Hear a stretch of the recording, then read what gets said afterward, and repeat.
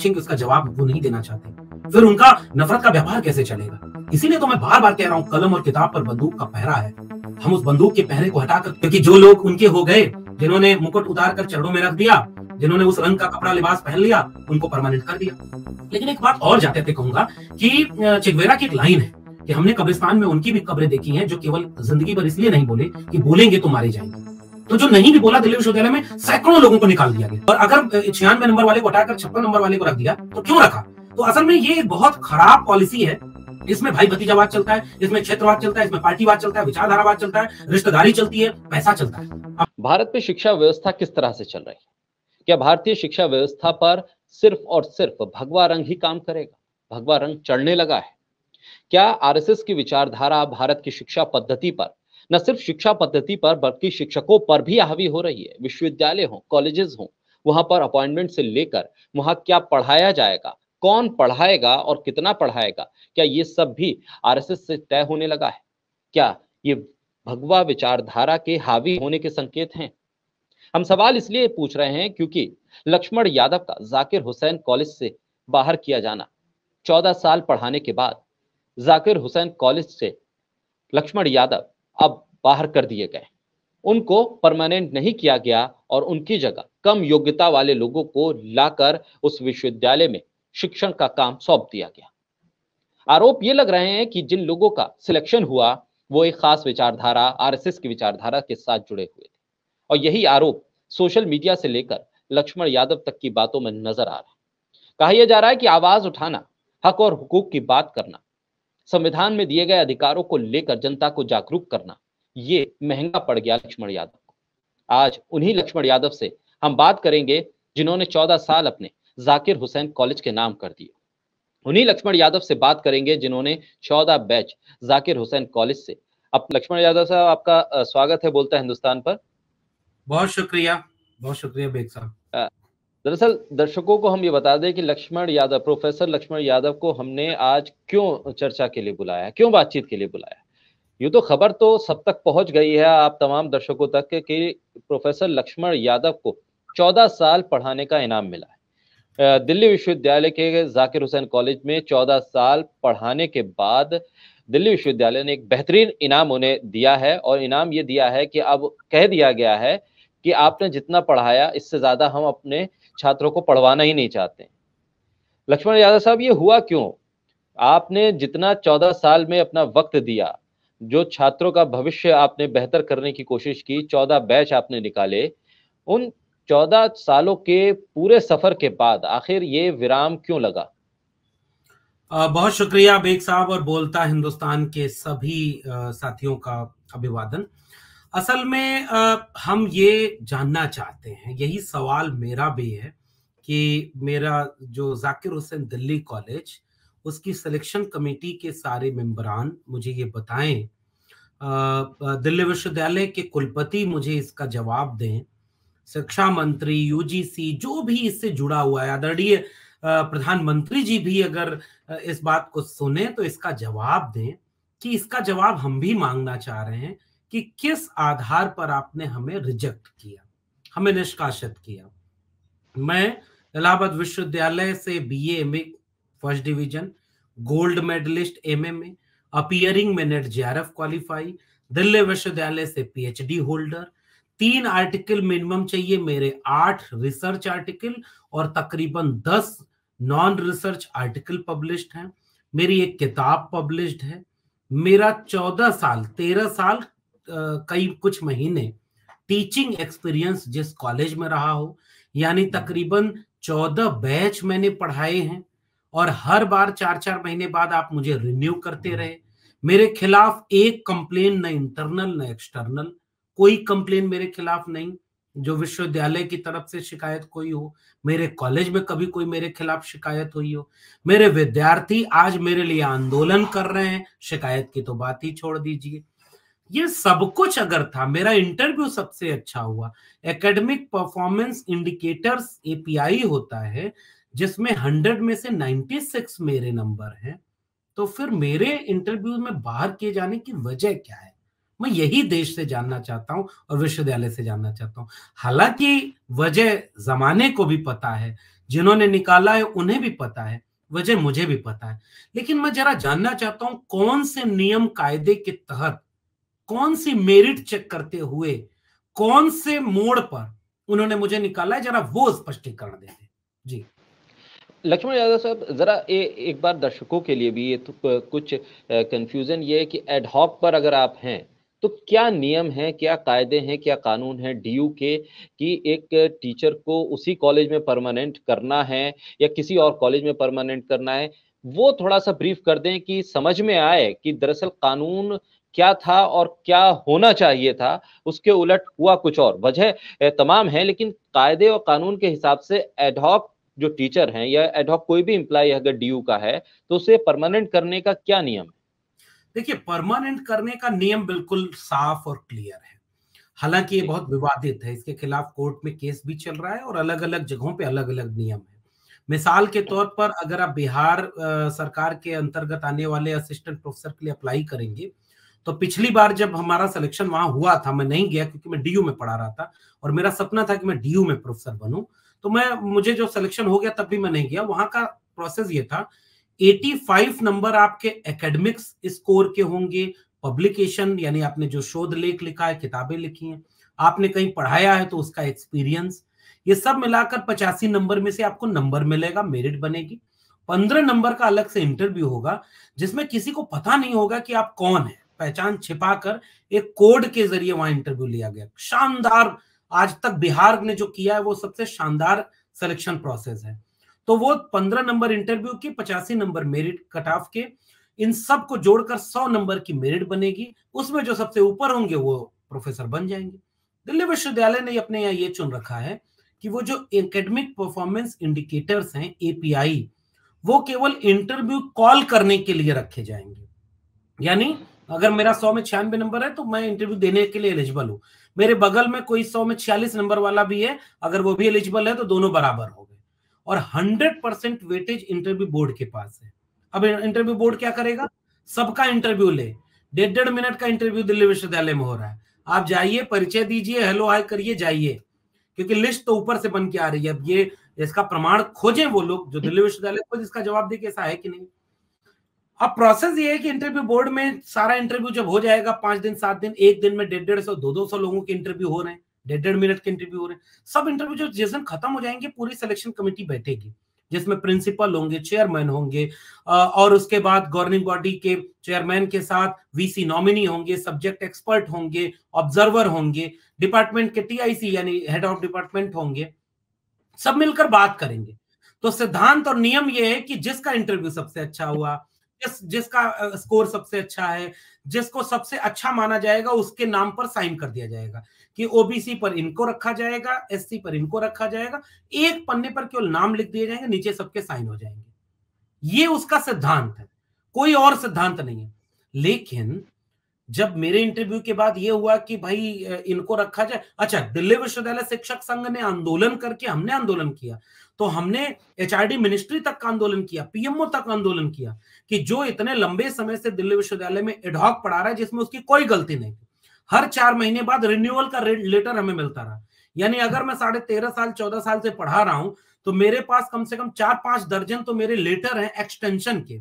यानी मैंने पढ़ाया जो वो बिल्कुल जायज था, मैं एलिजिबल था और मुझे बार बार रिन्यू करते रहे। तो मेरी गलती तो है नहीं कि मैं 14 साल एडहॉक क्यों रहा, ये तो विश्वविद्यालय की गलती है। और 14-15 साल बाद अब अचानक उस पत्र पे लिख देते आपका नहीं हुआ, इनका हो गया। क्यों भाई, आप वजह तो बताइए, किस बेस पर हमारा नहीं हुआ?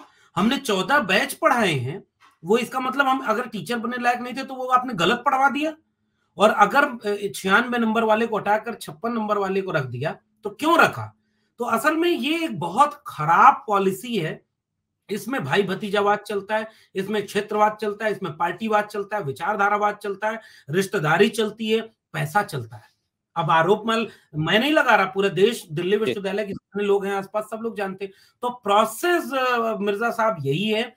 इस प्रोसेस में दिल्ली विश्वविद्यालय शिक्षक संघ ने और विश्वविद्यालय के कुलपति ने भी कहा था कि जो पढ़ा रहा है हम चाहेंगे कि उसका वहीं परमानेंट हो जाए। जैसे मेरे यहाँ 5 लोग पढ़ा रहे थे तो केवल मुझे निकाला गया, 4 को रख लिया गया और कहा गया कि भाई इनको निकालना है। तो मैं जानना चाहता हूं क्यों निकाला गया। जी। कहीं ऐसा तो नहीं कि जो आपकी एक पहचान है पब्लिक स्पीकर के तौर पर और आप सोशल मीडिया से लेकर तमाम प्लेटफॉर्म पर नजर भी आते हैं, वो आड़े आ रही थी आपकी बढ़ती हुई एक तरह से कहा जाए लोकप्रियता, और आपको सुनने के लिए जो लोग मौजूद रहते थे कॉलेज के बाहर, वो मुश्किल खड़ी कर गया आपके लिए कि आप कपड़ों का रंग तो बदल सकते थे लेकिन अपनी विचारधारा कैसे बदलते और उठाए गए मुद्दों के लिए लड़ने की जो बात आप बार बार करते हैं वो कैसे बदलते, शायद वो नहीं बदल पाए आप और इसलिए आपको इसका खामियाजा उठाना पड़ा। मैं अभी भी कानूनी और विश्वविद्यालय की नियमावलियों को ख्याल में रख करके कह रहा हूं कि मैंने कोई ऐसा काम नहीं किया जिससे मुझे परमानेंट करने में बाधा बनती। अगर मेरे किसी भी काम में, एक तो मैं इतना इतना समझदार और जागरूक हूं कि मुझे जी, विश्वविद्यालय के बाहर, मेरे कॉलेज की कक्षाओं के बाहर क्या करना है और भीतर क्या करना है, इसका सलीका मुझे आता है। मेरे जी, विश्वविद्यालय में मेरे छात्र अगर आज आंदोलन कर रहे हैं तो वो इसलिए कर रहे हैं क्योंकि मैं कक्षाओं में एक लोकप्रिय शिक्षक था, और ये मैं नहीं कह रहा, ये मेरे विद्यार्थी खुद कह रहे हैं। ये पहली बार दिल्ली विश्वविद्यालय में हो रहा है। तो इसका मतलब अगर कोई नियम तोड़ा होता, कहीं कोई जी, कानूनन और कोई नियमावली में कहीं चूक होती, तो विश्वविद्यालय एक तो नोटिस देता मुझे, मेरा कॉलेज एक बार तो शिकायत मुझसे करता, क्योंकि हम जी, सरकारी मुलाजिम नहीं होते हैं। हम आजाद ख्याल रखे गए हैं लोकतंत्र में कि हम जैसा कक्षा चाहते हैं वैसा अच्छा एक समाज भी चाहते हैं। तो हम अच्छे जी, समाज की बेहतरी के लिए पढ़ लिख और बोल सकते हैं, इसकी आजादी हमें है। तो कानूनन और नियम के मुताबिक हम कहीं गलत नहीं थे, फिर हमें सजा क्यों नहीं मिली? और फिर जो आप कह रहे हैं, इसको जी, तो क्यों ना माना जाए, क्योंकि जो लोग उनके हो गए, जिन्होंने मुकुट उतार कर चरणों में रख दिया, जिन्होंने उस जी, रंग का कपड़ा लिबास पहन लिया, उनको परमानेंट कर दिया। लेकिन एक बात और जाते-जाते कहूँगा कि चेगवेरा की एक लाइन है कि हमने कब्रिस्तान में उनकी भी कब्रें देखी हैं जो केवल ज़िंदगी भर इसलिए नहीं बोले कि बोलेंगे तो मारे जाएँगे। तो जो नहीं भी बोला, दिल्ली विश्वविद्यालय में सैकड़ों लोगों को निकाल दिया गया। देश जी, के तमाम विश्वविद्यालयों में से एडहॉक और गेस्ट टीचरों को ऐसे गाजर मूली की तरह निकाल दिया जाता है। ठेके पर टीचर रखे जाते हैं। पूरा देश का एजुकेशन सिस्टम कोलैप्स कर गया है। उसे एक रंग में रंगा जा रहा है। उसे भाई भतीजावाद और भ्रष्टाचार का अड्डा बना दिया गया है। हमारे देश को विश्व गुरु बनाने का ख्वाब दिखाने वालों ने गुरुओं को पूरी तरह तबाह और बर्बाद कर दिया गया। तो मैं मिर्जा साहब इसलिए बोल रहा हूं क्योंकि मेरा तो जी, आपने करियर बर्बाद कर दिया। लेकिन अगर जी, मैं भी नहीं बोलूंगा तो इतने लोगों की लड़ाई फिर नहीं लड़ी जाएगी। लोगों को ये लगेगा कि लक्ष्मण यादव में ही कोई कमी रह गई होगी, इसीलिए उसको निकाला गया। नहीं साहब, हमारी कमी केवल इतनी ही थी कि हम उनके मुताबिक नहीं थे, उनसे सवाल पूछते थे। जी, बस यही। लक्ष्मण यादव साहब, ये बात भी एक लंबे वक्त से चर्चा में है कि भारत का कोई भी विश्वविद्यालय हो, प्राइवेट यूनिवर्सिटी हो, कॉलेज हो, वहाँ एक वैचारिक दबाव बनने लगा है। और ये चीज़ हम जब जिक्र करते हैं तो कई यूनिवर्सिटीज़ के वाइस चांसलर जब बदले जाते हैं, तब अगर उनकी प्रोफाइल खंगाली जाती है तो नज़र आता है कि किस वैचारिक बैकग्राउंड से वो आ रहे हैं या किस वैचारिक ग्रोह के साथ वो जुड़े हुए हैं।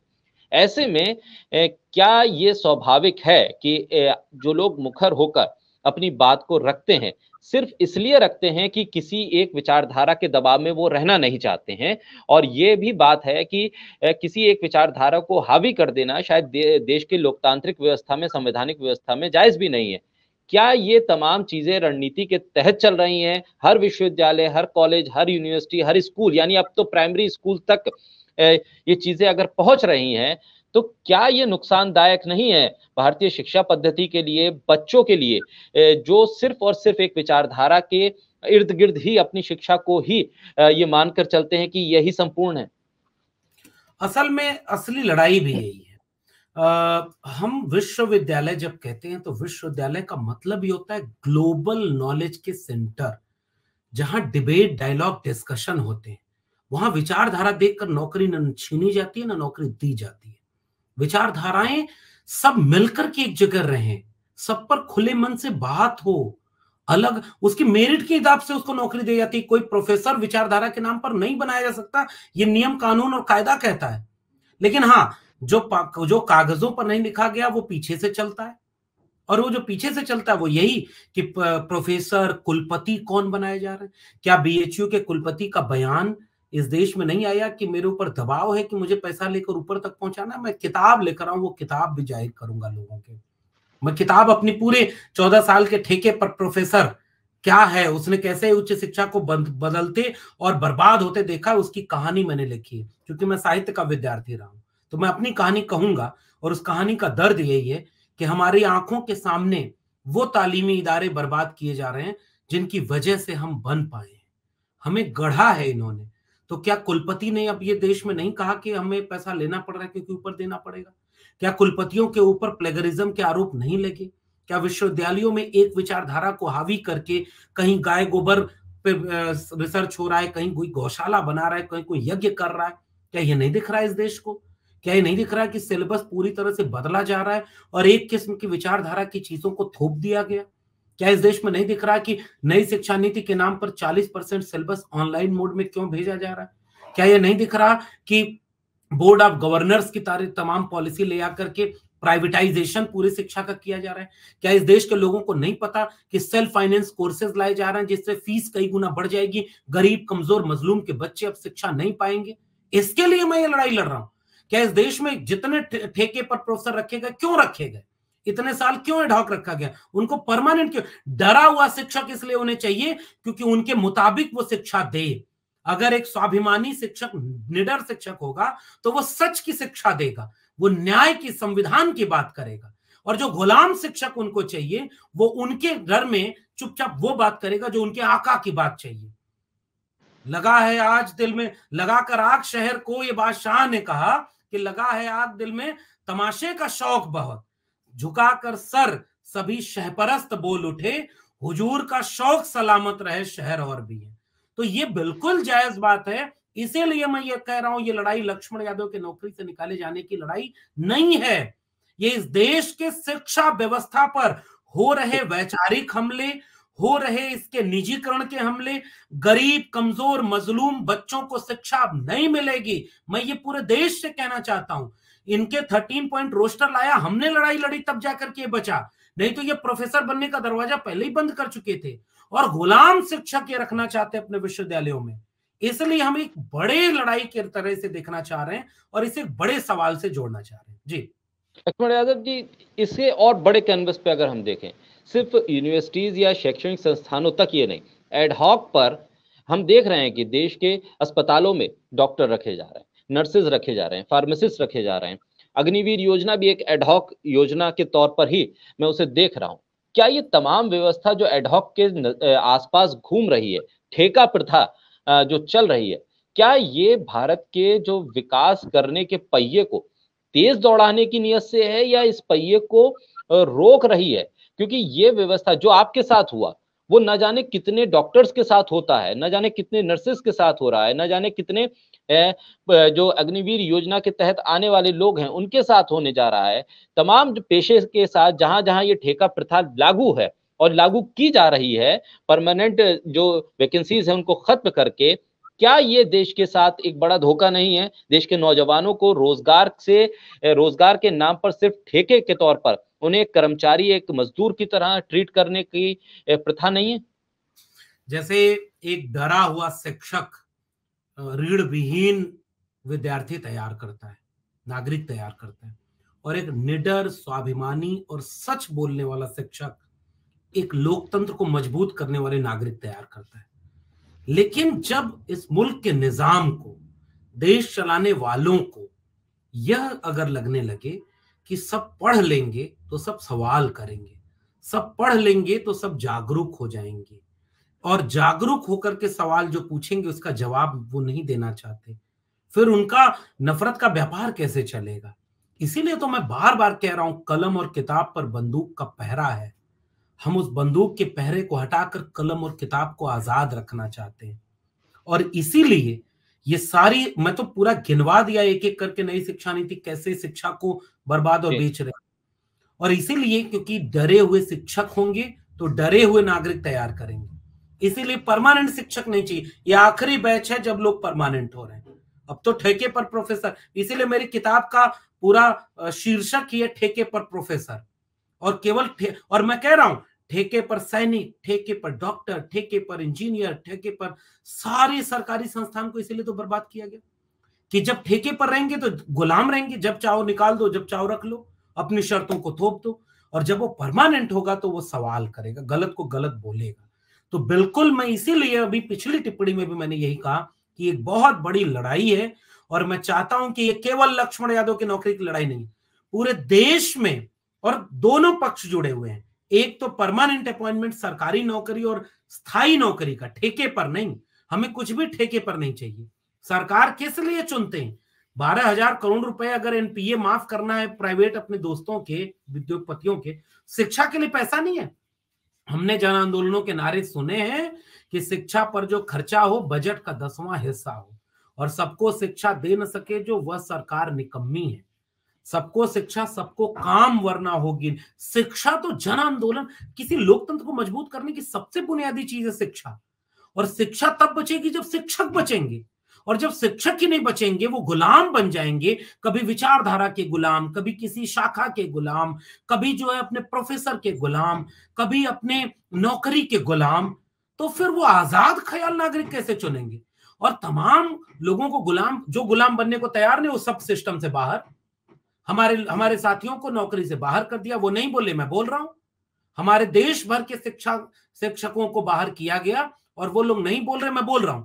और मैं चाहता हूं कि वो सारे लोग बोलें, आइए मिल करके, केवल अपनी नौकरी बचाने के लिए न लड़ा जाए, अपने देश, अपने भविष्य और अपनी उस तालीमी इदारे को बचाने के लिए लड़ा जाए जिन्होंने हमें बनाया है, ताकि अगली बार आजमगढ़ से जैसे गरीब किसान मजदूर परिवार से निकला कोई लड़का जब लक्ष्मण यादव बने, तो इसलिए न डरे कि अगर वो सच बोलेगा तो उसकी नौकरी छीन ली जाएगी।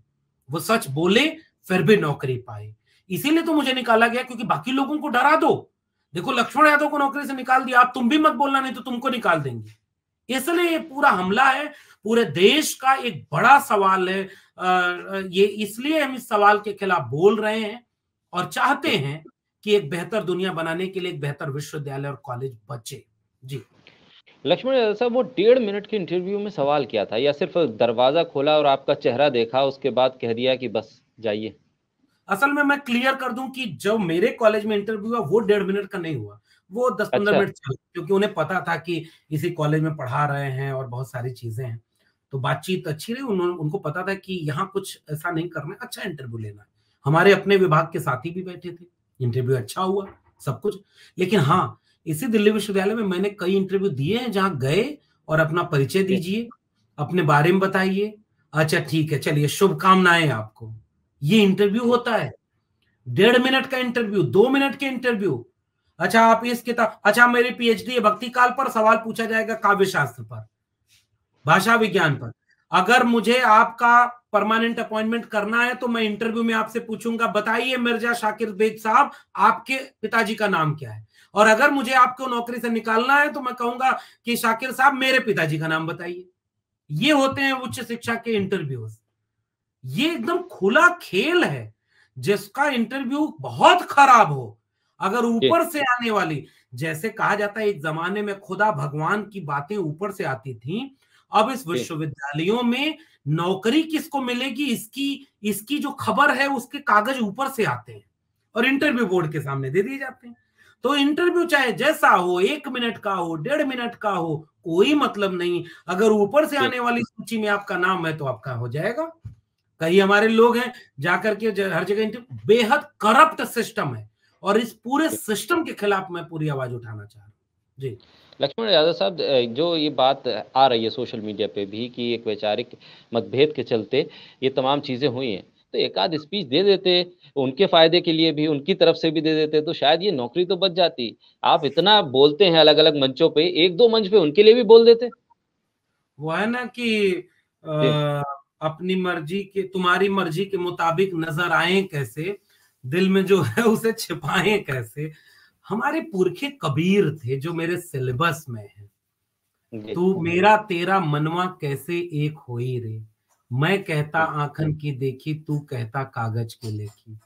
मैं चाहता सुलझावन हारी, तू देता उलझाई रे, और मैं कहता हूं जागत रहियो, तू कहता है सोई रे। मैं आपके मुताबिक क्यों हूं? अच्छा मैं तो इंटरव्यू में चलो इस तरह से देता हूं, बाकी लोगों को जिनको निकाल रहे वो बेचारे चुपचाप पढ़ाते थे। कई तो संघ की शाखा में गए, लेकिन पुराना इतिहास बड़ा खराब था तो उनको निकाल दिया नौकरी से। बेचारे अब घूम रहे हैं, गए मियां रहीमन न यमन न वहमन, अब ये हाल हो गया है। तो ये बहुत बड़ा खेल है, बहुत बड़ी बर्बादी का खेल है। दिल्ली विश्वविद्यालय शिक्षक संघ में वो लोग बैठे हैं जिनकी पत्नियां नौकरी पाई, जिनकी साली को नौकरी मिली, बहुत सारे लोग दिल्ली विश्वविद्यालय में, बहुत सारे प्रोफेसर। इसकी जांच कराओ, ईडी सीबीआई को अगर मौका मिले तो जरा दिल्ली विश्वविद्यालय की तरफ भेज दो। और मैं कोई आरोप नहीं लगा रहा हूं, मैं चाहता हूं कि मेरा विश्वविद्यालय कैसा चल रहा है जरा देश को भी पता चल जाए। कितने एपीआई पर नियुक्ति हो रही है, कितने लोगों को किस डिग्री पर नियुक्ति दी जा रही है, कितने के रिश्तेदार भरे गए। मैं भी चाहता हूं, देश को बताओ ना आप, और बताओ कि आपकी नियुक्ति करने के पैमाने क्या है। मेरा भाषण देना तो बाकी को क्यों निकाल दिया जो बेचारे भाषण भी नहीं दे रहे हैं। लेकिन हाँ, लक्ष्मण यादव के इसल निकालो, क्योंकि अगर इसको निकाल देंगे तो एक बड़ा मैसेज जाएगा, बोलो मत नहीं तो मारे जाओगे। इसलिए मेरे ऊपर हमला किया गया। नहीं तो मेरे साथ और मुझसे कम वक्त के पढ़ाने वालों को, मुझसे खराब नंबर जिसके एकेडमिया में है और जिसको मेरी पोस्ट पर रखा गया, उनका तो एक भी दिन का टीचिंग एक्सपीरियंस नहीं है। क्यों रखा गया? मैं जानना चाहता हूं, देश के सबसे पूछना चाहता हूं कि मुझे बताओ कि मुझे क्यों निकाला। बहुत शुक्रिया। अब लक्ष्मण यादव साहब, अब क्या स्टेप है? कोई लीगल एक रास्ते के जरिए आप इस चीज को चैलेंज करेंगे कि प्रोसेस क्या है, और जो प्रोसेस है उसमें मापदंड क्या है, ये कम से कम उसका खुलासा हो सके? क्या कोई लीगल रास्ता भी अपनाने की तरफ आप सोच रहे हैं? मेरे सामने दोनों विकल्प खुले हुए हैं और मैं उम्मीद करूंगा कि कानूनी जानकारों से मैं उसकी राय भी ले रहा हूं।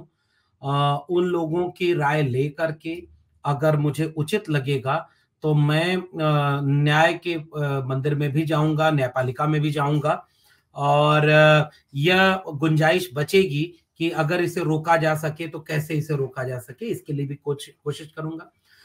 जनता की अदालत में जाना चाह रहा हूं क्योंकि जनता इस बात को अगर समझेगी, वो जागरूक होगी, तो इस बात को समझ जाएगी कि गलत को गलत कैसे कहा जाए।